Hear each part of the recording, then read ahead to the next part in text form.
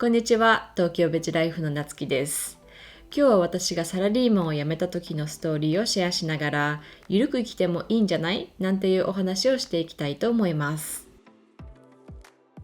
私が最初にサラリーマンを辞めようと思ったきっかけは、エリザベス・ギルバートさんの Eat, Play, Love という本で、この本はジュリア・ロバーツ主演の映画にもなっているのでご存知の方は多いと思うんですけれども、著者のギルバートさんが1年をかけて、イタリア、インドネシアのバリ3カ国を旅して自分を発見していくっていう彼女自身の体験を本にしたものです。でその本を読んだ時に私もこの自分探しの旅に出ようと思って、結構単純なんですけど、それでただその時すぐ出ることはちょっと難しいなと思ったので、1年後に自分探しの旅に出ようっていうふうに決めて、で結構友達とかにもそう宣言してた気がするんですよね。ただそれから1年間何かそれに向かって着々と準備をしていたわけでもなくて、計画をしていたわけでもなくて、で1年普通に過ごして、でどうしようかなって思った時に、その時ちょうど、今の旦那さんと付き合い始めた頃で、彼はすごく自分がやりたいことあればやってみればいいじゃんっていう感じの人なので、海外とかに行って帰ってきてもなんか待っててくれるんじゃないかなみたいな感覚があって、であと仕事ももともと長く続けていこうと思っていた仕事ではなかったので、別の業界に転職するのか、どうしようかなって思っていたところで、今何か行動して新しいことをしてみないとまたちょっと動きづらくなって、ずるずるとずっと同じ仕事をすることになるかなっていう感覚があったので、それで思い切って会社を辞めて海外に行こうって決めたんですけど、その行き先もあんまり深く考えてなくて、その時ちょうど中国語を勉強していたので、じゃあ中国に行ってみるかなぐらいの感覚で、そんなに深く考えずに本当にもう勢いだけで会社を辞めてしまったんですね。で中国には短期の語学留学っていう形で行ったので、語学センターがついている大学に申し込みをして、でその大学の寮の手配とかもして、で中国への出発がだんだん間近になってきた時に、今の旦那さんにインドへの駐在の話が来て、で一緒に行こうかな、一緒に行くっていうことになったので、本当に成り行きで、中国の次のデスティネーションはインドっていう風になったんですね。で中国にいた時は次にインドに行くっていうことが決まっていたので、前回の動画でちょっとお話ししたんですけれども、ジュエリーとか宝石とかそういう勉強は始めていて、ただ収入は本当に全くゼロの状態で、学費とか寮費とか、生活費とかも結構かかっていたので、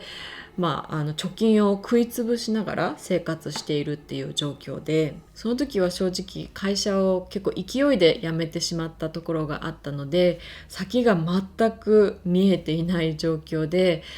不安は大きかったですね。やっぱり貯金もどんどん減っていきますし、今思えば次にインドに行くっていうことが決まっていたので、その中国にいる限られた時間を思う存分満喫して、で帰ってくればよかったんですけど、やっぱりその時は正直不安な気持ちの方が大きくって、でなかなか中国語の勉強にも身が入らないですし、自分探しなんか全くできずに、あまりそうですね、中国での、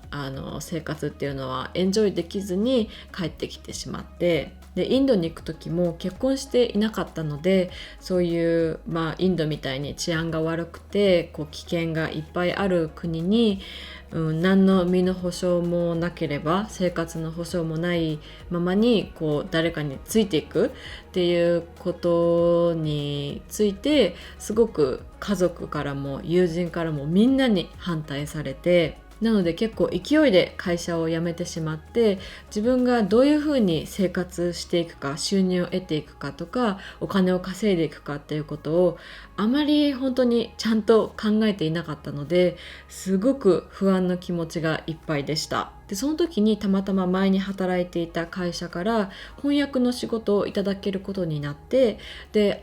この翻訳の仕事は、続けていけば自分の生活費ぐらいは稼げるなっていう感覚が生まれたんですね。ただそれまでやっぱり M&A の業界の中でキャリアウーマンみたいな形ですごいバリバリとこう仕事をしていて、で翻訳の仕事とかを外注で受けてするっていうことをやっぱり周りの人はすごい、もったいないよねみたいな、もっとすごいいろんなことできるのに翻訳とかやっててそれで満足なのみたいな、やっぱりそういう声とかもすごいあって、前の会社の同期とかが出世していってどんどんこう責任のある仕事を任されたりとかしていて、でもちろんお給料とかもどんどん上がっていっていて、で私はやっぱりそうですね、すごくこう取り残されている不安感っていうのは正直あったんですね。じゃあサラリーマンに戻るかって思ったことも何回もあったんですけど、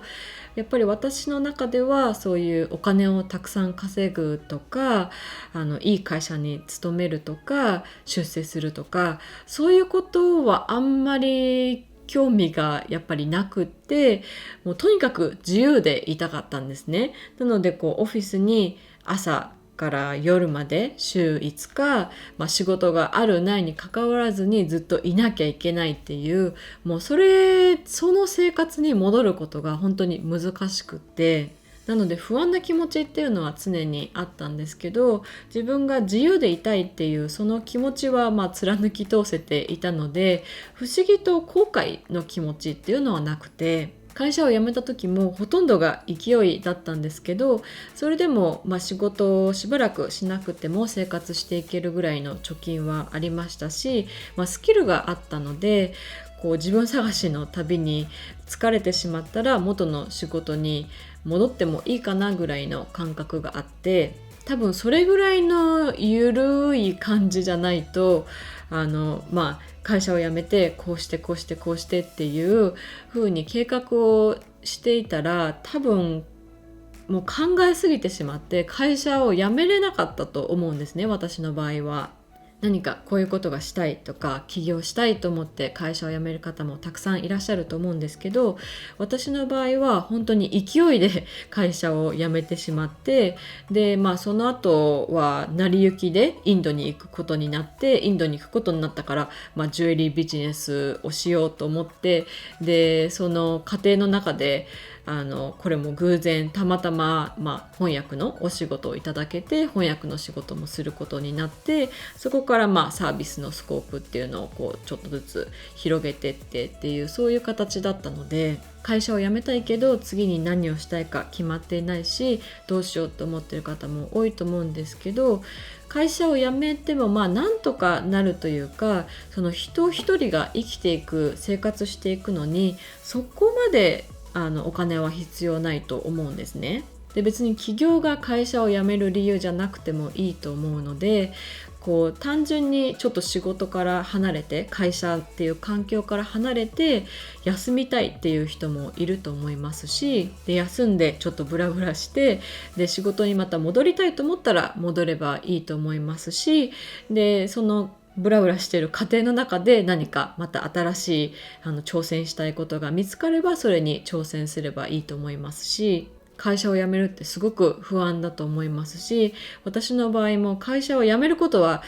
勢いでできたんですけど、辞めた後1年間ぐらいはすごく不安な気持ちがたくさんありましたし、なので不安な気持ちっていうのは常にあるっていう前提で、ただ自由な生活から得られるものっていうのも大きいと思うので、あまり深く考えすぎずに勢いだったり成り行きだったり、そういうものにたまにはこう身を委ねて、でゆるく生きるっていうのも一つの選択肢なのかなと思います。ということで今日は私がサラリーマンを辞めた時のストーリーをシェアしながら、ゆるく生きるのもいいんじゃないなんていうお話をしました。会社を辞めたいけれどなかなか決心がつかない、どうしようと思っている方などに何か参考になれば嬉しいです。